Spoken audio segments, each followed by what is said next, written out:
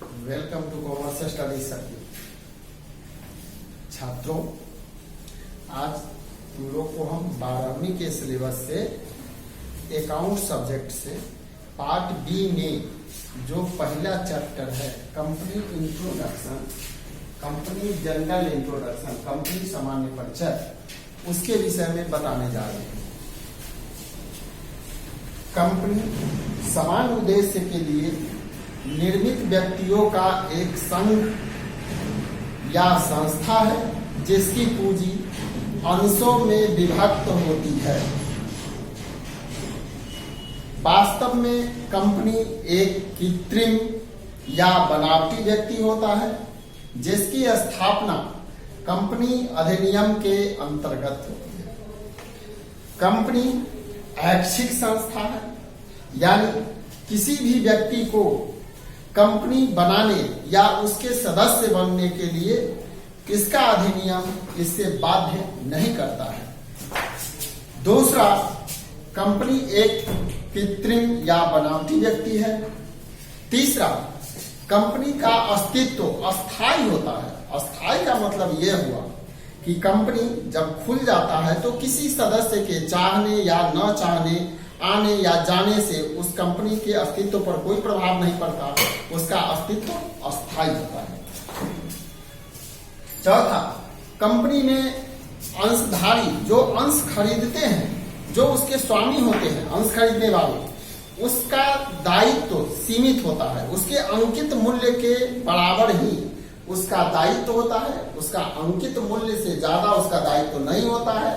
अंकित मूल्य के बराबर ही उसका दायित्व सीमित होता है। चौथा, कंपनी के अंशधारी जो होते हैं वो अपने अंशों का हस्तांतरण कभी भी किसी के हाथ कर सकते हैं। अब हम चले तो कंपनी 3 प्रकार के होती है। पहला, अंशों द्वारा सीमित कंपनी, धारा 2(22) के अनुसार, यानी company limited by share section 2(22). दूसरा, गारंटी द्वारा सीमित कंपनी, धारा 2(21) के अनुसार, company limited by guarantee section 2(21). तीसरा, असीमित कंपनी, धारा 2(92) के अनुसार, अनलिमिटेड कंपनी सेक्शन 2(92). अब हम चले तो कंपनी जो अंशों द्वारा सीमित कंपनी है, पहला जो है अंशों द्वारा सीमित कंपनी, वो भी 3 प्रकार के होते हैं। पहला, निजी कंपनी, जिससे हम अंग्रेजी में प्राइवेट कंपनी कहते हैं। प्राइवेट कंपनी का मतलब ही हुआ जो निजी है। प्राइवेट कंपनी में सदस्य अपनी पूंजी लाते हैं और उन्हीं की पूंजी से प्राइवेट कंपनी का संचालन होता है।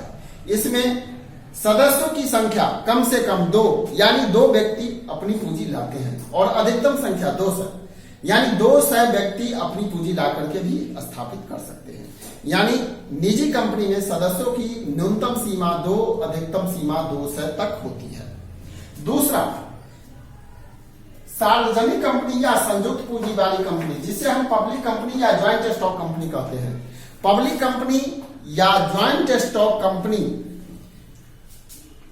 की पूंजी अंशों में विभक्त होती है, यानी बोर्ड ऑफ डायरेक्टर उसके कंपनी की पूंजी को छोटे छोटे टुकड़े, यानी शेयर या अंश में विभक्त कर देता है, और उसी अंश को खरीदने वाला व्यक्ति अंशधारी कहलाता है। अंशधारी जो अंश खरीदते हैं वो व्यक्ति ही उस कंपनी का मालिक होते हैं, स्वामी होते हैं। तो सार्वजनिक कंपनी की पूंजी अंशों में विभक्त होती है और उसमें अंश खरीदने वाले की संख्या कम से कम 7, यानी सार्वजनिक कंपनी में सदस्यों की संख्या कम से कम, यानी न्यूनतम संख्या 7, अधिकतम पर कोई सीमा नहीं, जितना व्यक्ति चाहे या जितना कंपनी का अंश है उतने व्यक्ति तक उसके सदस्य हो सकते हैं। तीसरा, हमारा एक व्यक्ति एक कंपनी, एक व्यक्ति एक कंपनी, यानी वैसा कंपनी जिस कंपनी का स्वामी यानी मालिक एक व्यक्ति हो, कभी केवल अकेला हो, वैसे कंपनी को हम एक व्यक्ति एक कंपनी कहते हैं। यानी वह कंपनी जिसका स्वामी अकेला हो, एक व्यक्ति वाला हो, वह कंपनी एक व्यक्ति एक कंपनी कहलाता है। अब हम चले एक बार फिर हम इस बात को रिपीट करते हैं, क्योंकि इसी के संबंध में हमें आगे ज्यादा जानकारी प्राप्त करनी है। इसलिए अंशों द्वारा सीमित कंपनी जो है वह 3 प्रकार का होता है, जैसा हमने पूर्व में भी बताया था। पहला है निजी कंपनी। हमने निजी कंपनी के संबंध में कहा था कि उसमें सदस्यों की न्यूनतम सीमा 2 और अधिकतम सीमा 200 तक होती है। वैसे कंपनी को हम निजी कंपनी कहते हैं। निजी कंपनी की पूंजी अंश में विभक्त नहीं होती, सदस्य लाते हैं पूंजी और सबको मिलाकर के कंपनी का पूंजी बनता है। दूसरा सार्वजनिक कंपनी या संयुक्त पूंजी वाली कंपनी वो कंपनी होता है जिसकी पूंजी अंशों में विभक्त होती है और उस अंश को खरीदने वाला व्यक्ति अंशधारी कहलाता है, शेयर होल्डर कहलाता है, और उसी की पूंजी से कंपनी का संचालन होता है। संयुक्त पूंजी वाली कंपनी में अंश खरीदने वाले न्यूनतम 7, यानी उस कंपनी की में सदस्यों की संख्या न्यूनतम 7 होती है और अधिकतम पर कोई सीमा नहीं है। जितने शेयर होंगे, जितने अंश होंगे, उतने व्यक्ति उसके अंश सदस्य हो सकते हैं। तीसरा, एक व्यक्ति एक कंपनी। एक व्यक्ति एक कंपनी हम वैसे कंपनी को कहते हैं जिसका स्वामी केवल अकेला होता है, एक व्यक्ति होता है। तो ये हमारा है अंशों द्वारा सीमित कंपनी के प्रकार। अब हम चले गारंटी द्वारा सीमित कंपनी। गारंटी द्वारा सीमित कंपनी वैसे कंपनी को कहते हैं जिसके सदस्यों का दायित्व एक सीमा तक गारंटी हो, यानी कंपनी समाप्त होने के बाद भी उसके सदस्यों का एक सीमा तक गारंटी रहता है दायित्व की पूर्ति करने के लिए।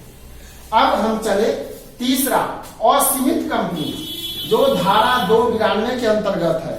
तो असीमित कंपनी, जैसा कि हम नाम से ही प्रतीक होता है कि असीमित कंपनी वह कंपनी है जिसके सदस्यों का दायित्व असीमित हो, यानी वो सदस्य के ऊपर जब दायित्व गिरते हों तो कंपनी समाप्ति के बाद भी वो उस दायित्व को पूरा करने के लिए जवाबदेह हो। अब ये चैप्टर जो हमारा है कंपनी जनरल इंट्रोडक्शन, जो पहला चैप्टर है पार्ट बी का, 12th के सिलेबस में पार्ट बी का पहला चैप्टर है। इस चैप्टर में हमको इतना ही पढ़ना है। अगला दिन हम शेयर कैपिटल के विषय में सेकेंड चैप्टर में जानेंगे और उसमें चलेंगे। अभी अगर तुमको हमारा वीडियो पसंद हो तो इसे लाइक करना, सब्सक्राइब करना, शेयर करना, लिंक देना। अब चले हम आगे, फिर नेक्स्ट डे हम तुम लोगों से मिलेंगे। धन्यवाद।